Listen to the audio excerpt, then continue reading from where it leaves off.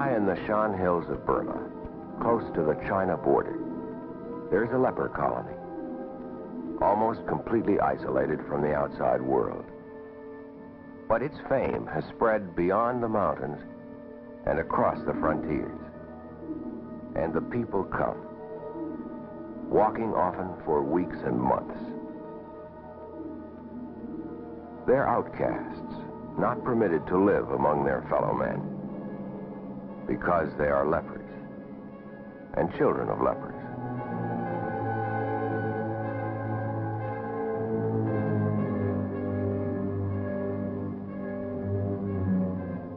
They live on what they manage to pick or kill in the jungle around. Berries, insects, wild plants.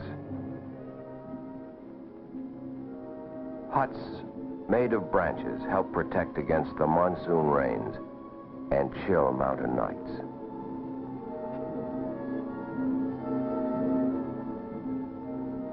They bring little with them. They have little to bring, but their pain and hope that at the end of the road there will be help. Ahead lies Kengtung Leprosy Colony. For those who live here, for hundreds of miles around, Kengtung Colony has come to be known as the Happy City.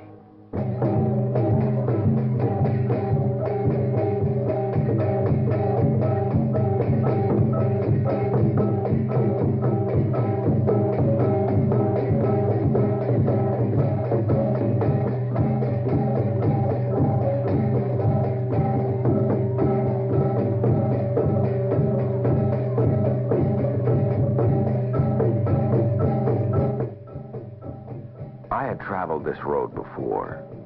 Now I was returning to a people and a place like no other in the world. What I will tell you of this place is true. What you see is what I saw, heard, felt.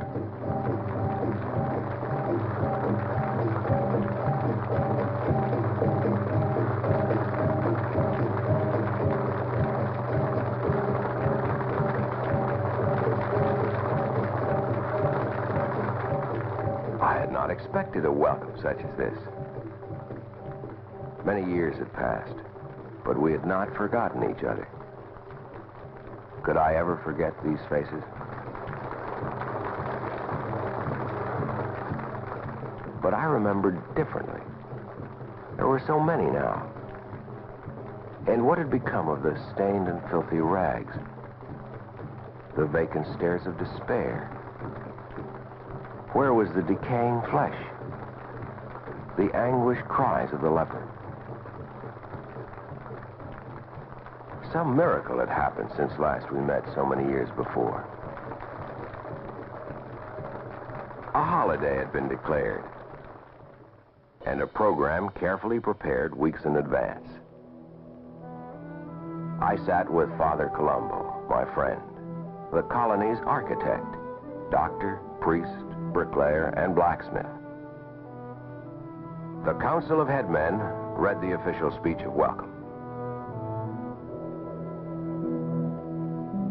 Then old and special friends were presented, according to their custom. I had known Inan as a leper 6 years before. Now she was well and married, living in a nearby village. One child named William for me, the other Caesar for Father Colombo. The gifts began with trays of bananas, baby food, and betel nuts. Rice, eggs, matches. Hoarded for months.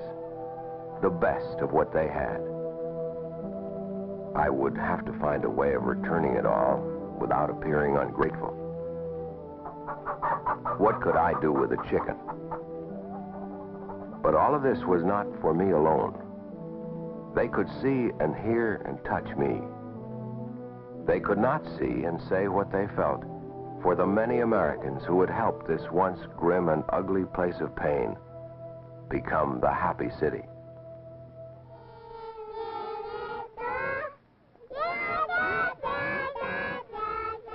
The show began with the children. Children of lepers. Most of them born here in the colony.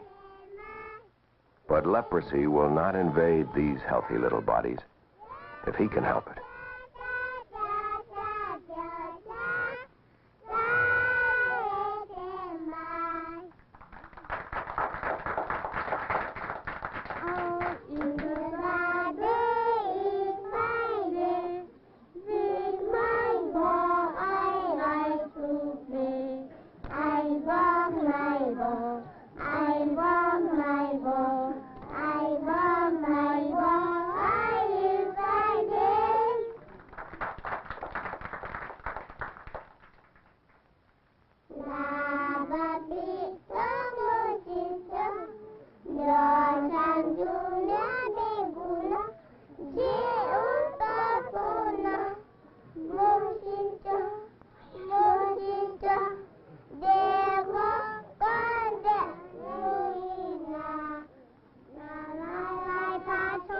The costumes, made by the sisters from cloth sent from the States. A bit of bright cloth and a straw hat to lift the spirits. For the children, for all of Kengtung's people, as good as any medicine, I thought. There are several different tribes and religions, too, in the colony. Shans, Ikaws, Kachins, Buddhists, Catholics, Protestants. Each tribe in its traditional costume would try to outdo the other in inventiveness. And the show went on and on.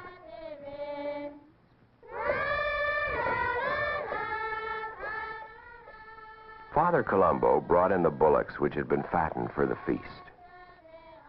Once or twice a year, he's able to provide meat for the colony.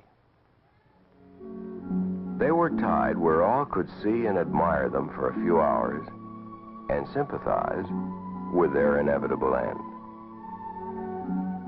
2 bullocks will provide a few ounces of meat for each of the 1,500 people of Kengtung Colony. Nothing will be left.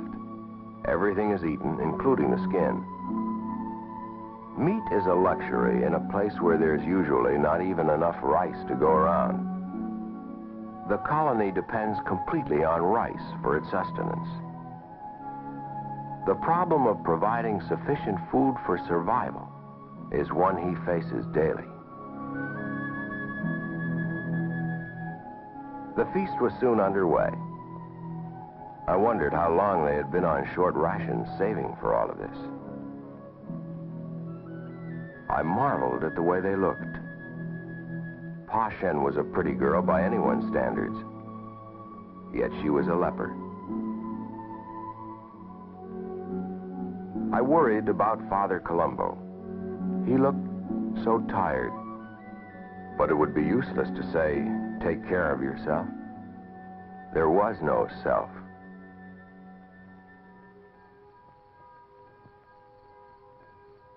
It had been a long and wonderful day. As night fell suddenly over the hills, the curfew bell tolled its warning. For with darkness, there was danger now. The joy of the day was gone, and in its place was fear, as people hurried to their houses. Hidden in the hills beyond, in the jungle and darkness, were marauding guerrilla bands. Terrorists, insurgents, communists, and others bent on revolution, on separating these Shan states from the Union of Burma. The Burmese troops, 9 or 10 of them assigned to duty in the colony, took up their positions for the night.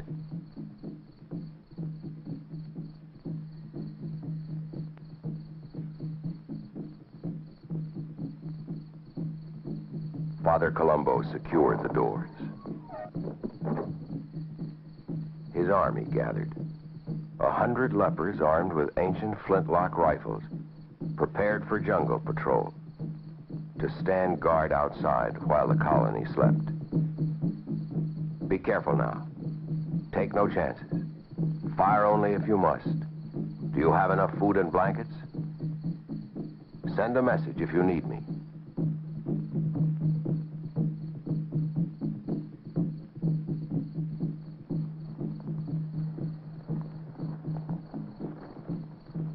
I watched the valiant little detachment move out to watch and wait for the enemy.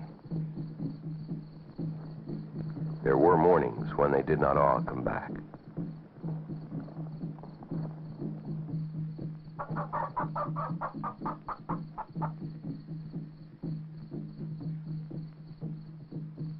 A deep and anxious stillness hung now over the colony.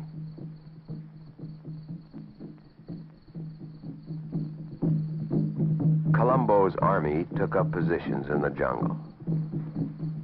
But what could guerrillas want from lepers? Food, medicine, guns, money, blankets. Anyone to kill so that others would be afraid and obey. Terror was the weapon. This is how war works, Burma style.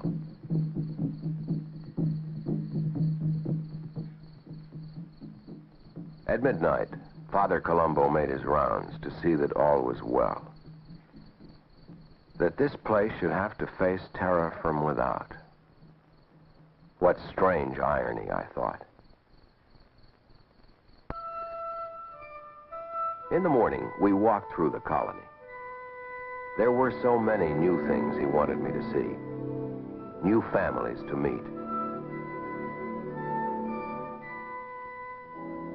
Look at this face, he would say.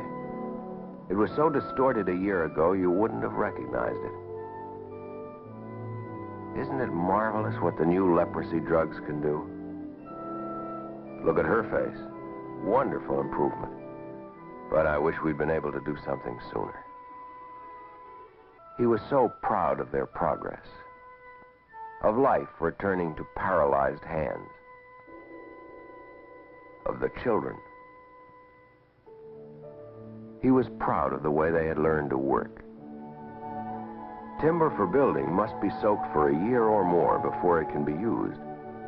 The soaking discourages termites and other insects which would quickly destroy a building. The men are paid for their work. It's not really necessary, and the amount is very small. But Father Colombo believes that it is important in maintaining morale, in helping them feel less like outcasts and more like useful, needed, honest workmen.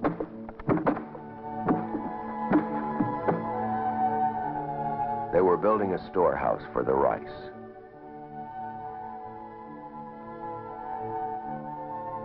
Colombo, the master carpenter and patient teacher, providing strength and experience where it was needed, teaching a craft to a people who knew little more than how to build a bamboo hut when they came here, teaching skills by which they can live when they leave here.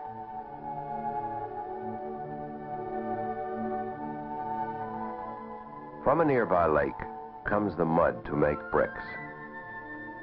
They've experimented for years with methods and techniques, different kinds of earth, trying to make bricks which will last, which will not crumble back into earth again with the rains.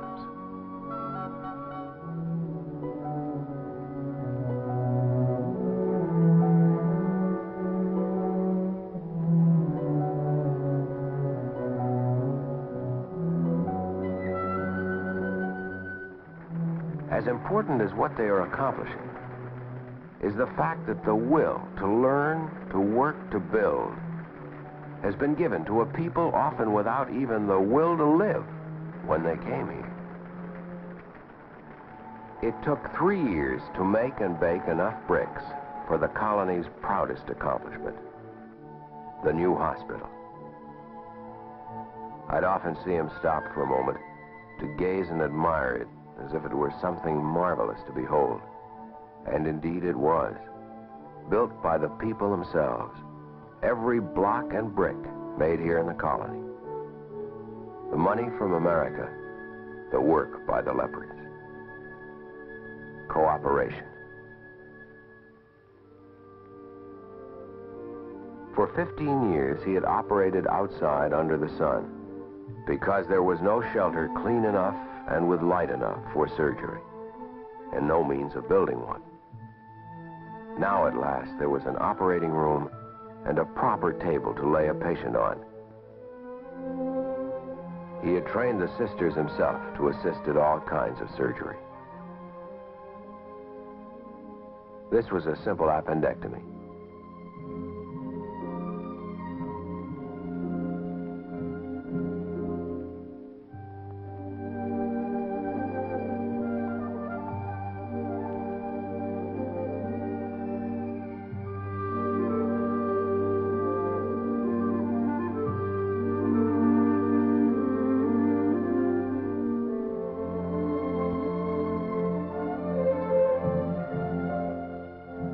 Beyond the table itself and instruments, there's yet no other equipment in the hospital, not even beds.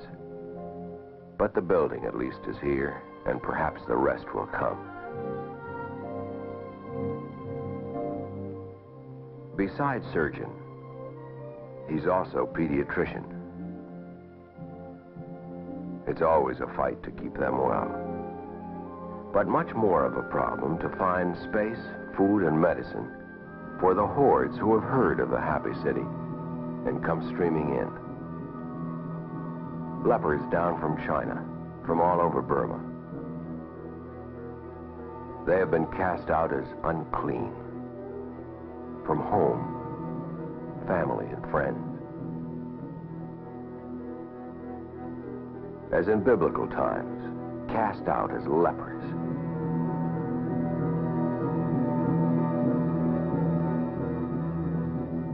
These, only a handful of the 12 million forgotten, hidden, uncared for lepers in the world today who can be cured. He would take care of them all if he could. Where have you come from? How long have you been traveling? The touch of his hand offers hope that their journey can be over, for they cannot return to the place from whence they have come.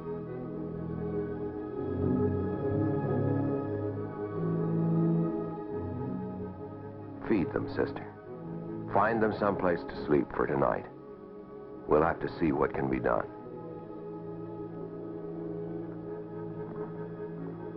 When last I visited here, I did not see how he could take in another single person. Yet in 6 years, the colony has doubled in population. But how to feed them? Already the rice ration is cut to survival limits. How to cure them? What to do? So little to do with.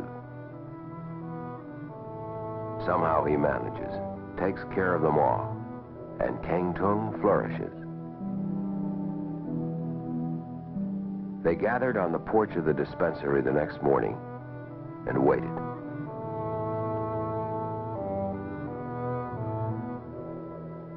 He examined them one by one. The disease in its early stages here. Spots on the face and on the back. Little damage yet to muscles or nerves. At last, in the 20th century AD, man has found the way, the drugs, to combat and eradicate forever this ancient curse. Careful medical records are begun. In a year, the spots will have disappeared if she can be kept here, nourished and treated. Father Colombo and the sisters have vowed to remain here for life, to do just that. If help comes in time, the disease can do little damage. But useless hands and feet and bone cannot be restored.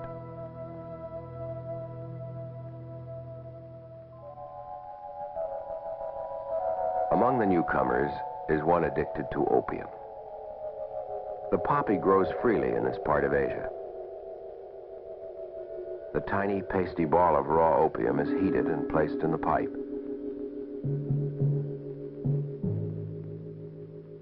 A few deep drafts, and there is no pain, no hunger. Only dreams of a heaven full of rice. The Council of Head Men of the colony know of the opium smoker. They have decided that somehow they will find rice and make room for the new ones. But an opium addict cannot be allowed. One addicted is a sorrow to his family, a problem and a threat to the peace of the happy city.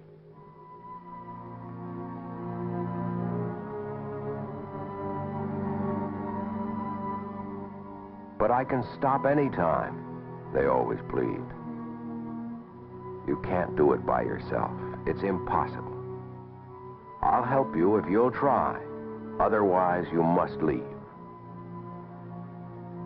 Ipan knows what lies ahead.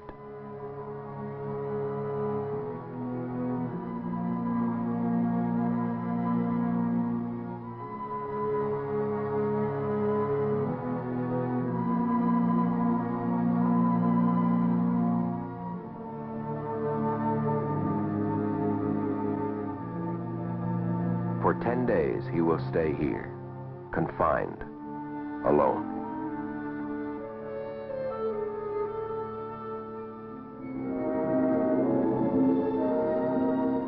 Days of struggle, of torture, of mental and physical pain almost beyond imagining.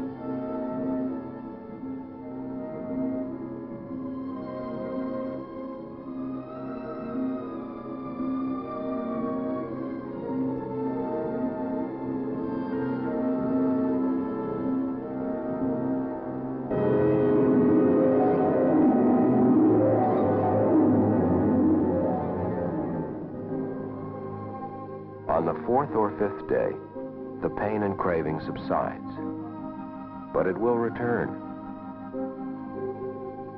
Understanding and mild sedatives will help him through what is to come. And he will triumph, as have the others who have gone before him. There is a new home for children, which was not here when last I knew this place. His recreation is a few minutes each day with the baby.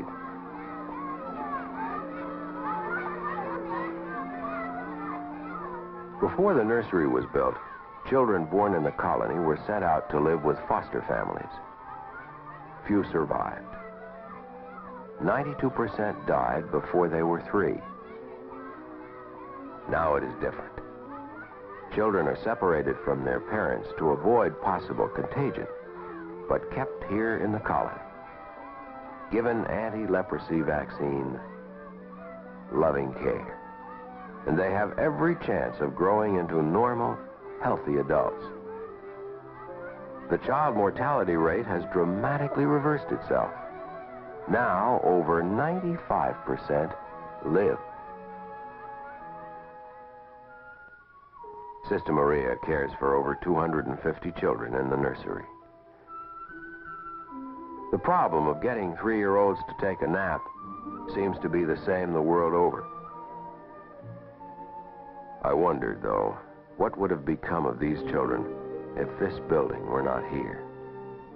Would they be among the 92% to die? I suspected they would. How much life depended upon a board floor and a roof, I thought. There was a sudden baby boom in progress. Over 100 born in the last 10 months. The question now was where to put them all.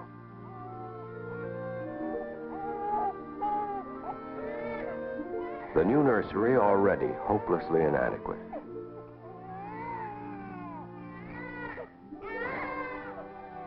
The care and love they provided in abundance. But babies need much more than this. They were running out of baskets and blankets, out of bottles and nipples. Every rag available served as a diaper. They howled and screamed like babies everywhere. They ate and slept peacefully. not knowing how much their lives depended upon providence, on help from people they would never see or perhaps even hear of. Sister Maria and Sister Serafina make the formula twice a day and live in fear of that day when the shipment of powdered milk does not arrive because there is nothing else to feed the babies.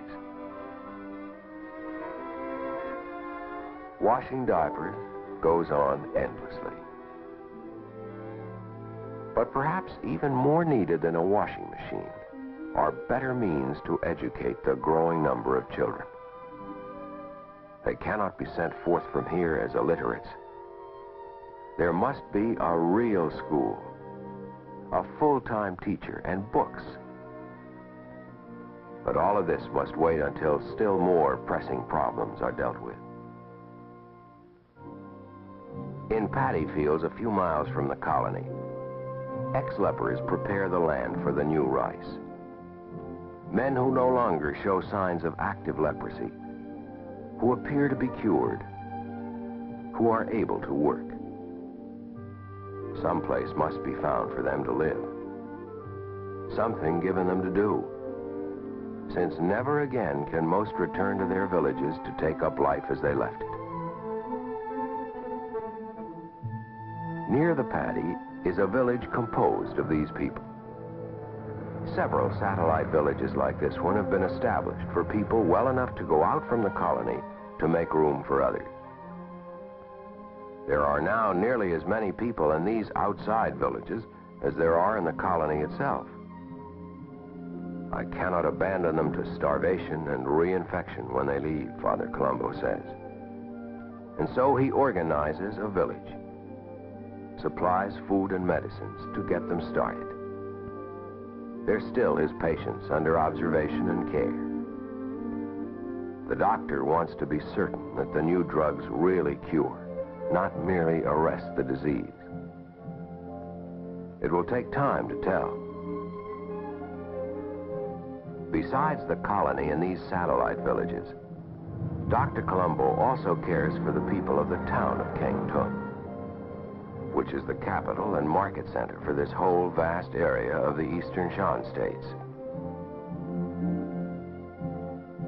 Every morning at 7, he visits the dispensary. The people arrive before daybreak and crowd the examination room.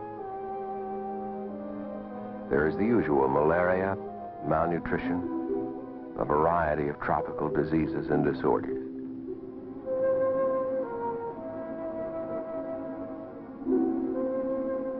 Sometimes leprosy is detected in its early stages among those who are not even yet aware that they have the disease.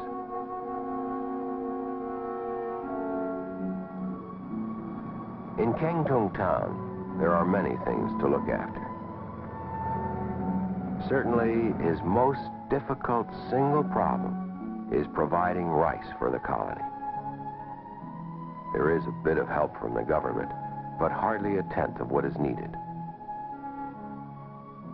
The rice merchants extend credit, but a time of reckoning always comes, and he must plead for more time and more rice. He borrows money from one merchant to pay another, robs Peter to pay Paul. He said to me one day, "If they ever all catch up with me, I'll spend the rest of my days in jail." But for another reason, this is a real possibility.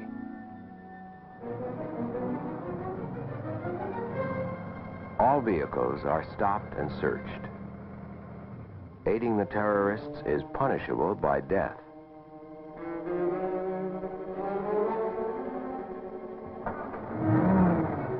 The area is a war zone. Bullock carts constantly smuggle food and arms to the insurgents.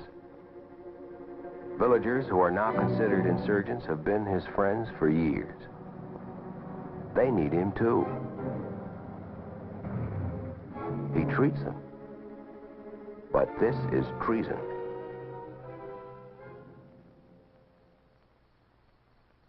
While the colony sleeps, you'll find him still at work at his desk, keeping medical records up to date. Always studying. He learned medicine in this room. Later, after 2 years of study in an Italian hospital, he was able to pass the examination for an MD. There are letters to write. Letters of appeal and thanks to people overseas who help. He sleeps 3 hours in 24, and often this is interrupted. I would look out of my window in the small hours and see him in the moonlight carrying a syringe of morphine to someone in pain.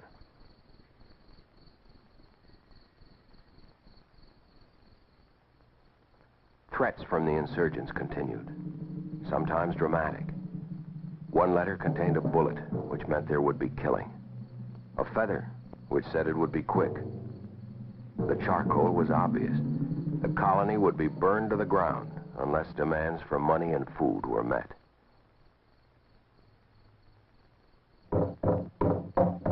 A knock at the door meant he was needed in the jungle. Someone was hurt.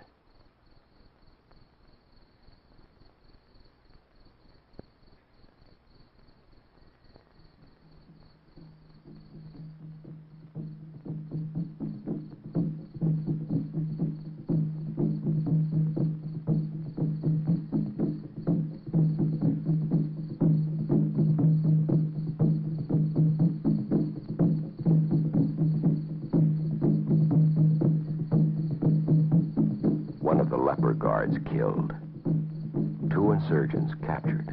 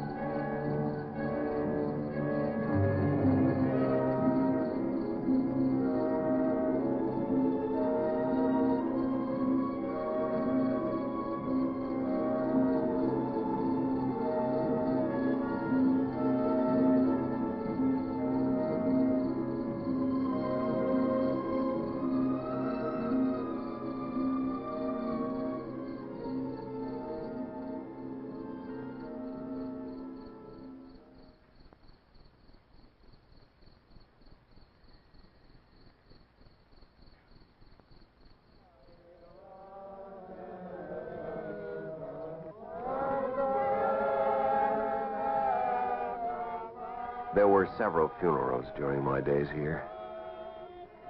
Grief and a terrible sense of loss would descend upon us all. Each life here was desperately fought for and hard won. This was not the way to see one end. His grief was greatest of all, for they were his children.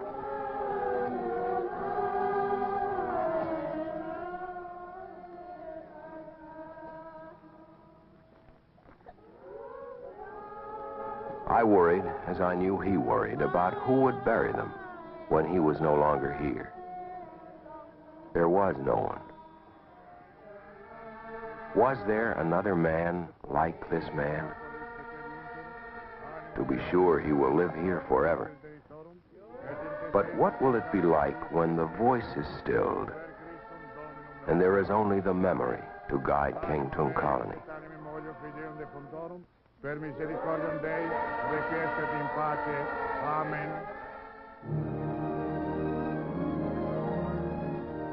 When the time came, I wasn't quite ready to leave. But my life and work was not here.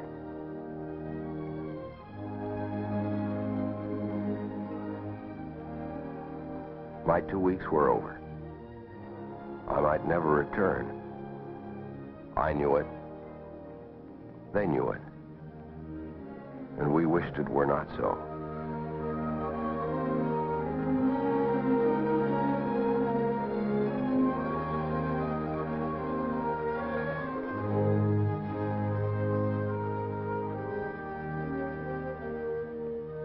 said goodbye to the sisters, and perhaps for the last time, looked through those soft, deep eyes into that noble heart. I was leaving the happy city, but I would carry its joy and sadness with me always. And I hoped something of the spirit of Colombo of Kengtung.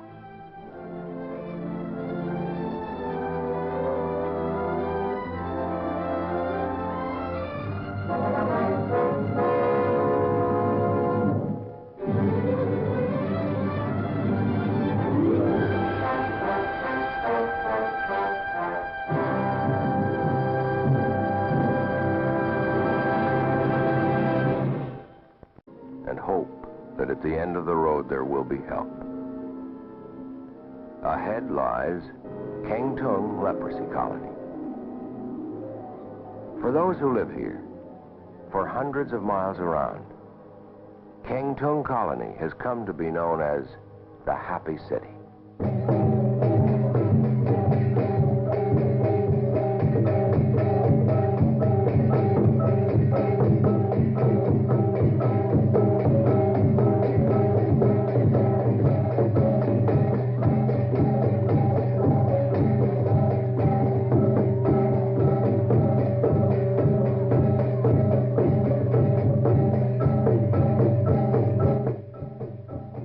I had traveled this road before. Now I was returning to a people and a place like no other in the world. What I will tell you of this place is true. What you see is what I saw, heard, felt.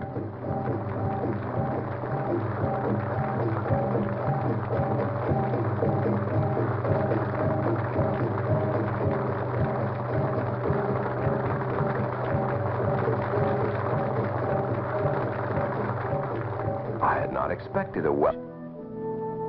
One child named William for me, the other Caesar for Father Colombo. The gifts began with trays of bananas, baby food, and betel nuts. Rice, eggs, matches. Hoarded for months. The best of what they had. I would have to find a way of returning it all without appearing ungrateful. What could I do with a chicken? But all of this was not for me alone. They could see and hear and touch me. They could not see and say what they felt for the many Americans who had helped this once grim and ugly place of pain become the Happy City.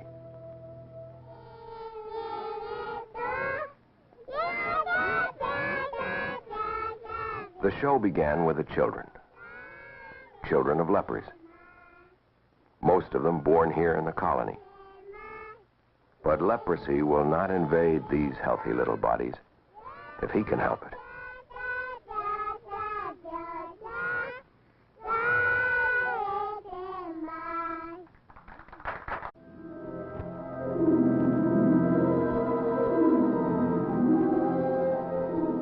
High in the Shan Hills of Burma, close to the China border, there's a leper colony, almost completely isolated from the outside world.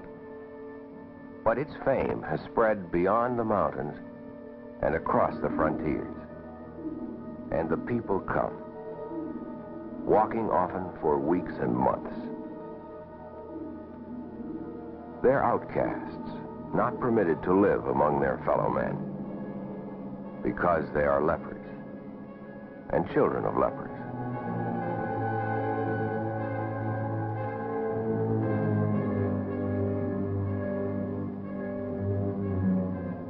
They live on what they manage to pick or kill in the jungle around. Berries, insects, wild plants. Huts made of branches help protect against the monsoon rains and chill mountain nights.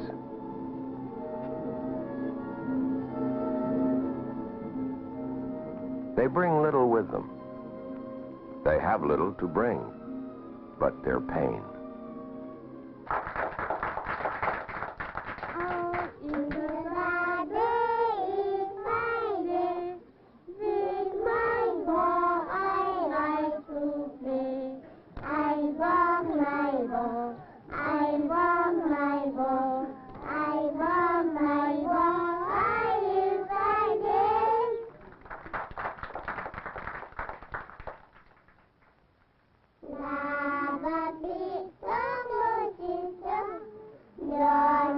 The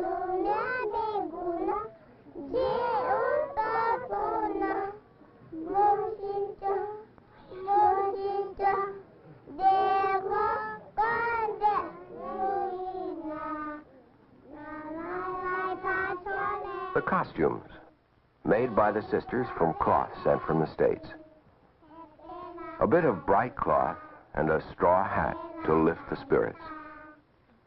For the children, for all of Kangtung's people, as good as any medicine, I thought. There are several different tribes and religions, too, in the colony. Shans, Ikaws, Kachins, Buddhists, Catholics, Protestants. Each tribe in its tradition, such as this. Many years had passed, but we had not forgotten each other. Could I ever forget these faces? But I remembered differently. There were so many now. And what had become of the stained and filthy rags?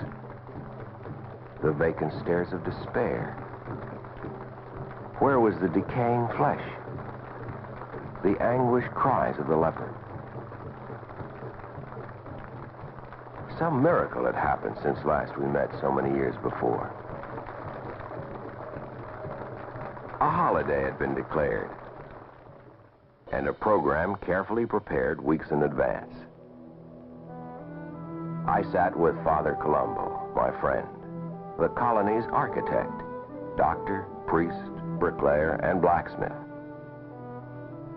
The Council of Headmen read the official speech of welcome. Then old and special friends were presented, according to their custom. I had known Inan as a leper 6 years before. Now she was well and married, living in a nearby village.